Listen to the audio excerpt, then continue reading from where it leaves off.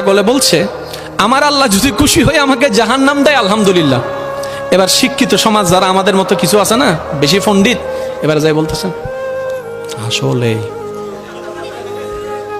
সবাই চাই জান্নাতে যাইতে, এই পাগলে চাই জাহান্নামে যাইতে।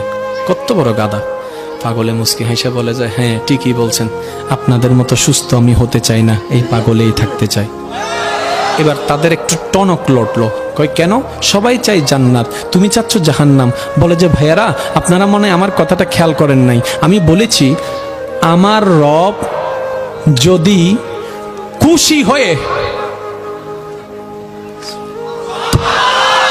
আমার রব যদি খুশি হয়ে আমাকে জাহান্নাম দেয়, আমি সেটাও নিতে রাজি। বলে যে এখনো বুঝলাম না। পাগল বলে জ্ঞান দিয়ে রবের বিষয় বোঝা যায় না, দিল দিয়ে বুঝতে হয়। আরে শুনো, রব যখন খুশি হয়ে যাবে জাহান্নামটা জান্নাত হয়ে যাবে। রব যখন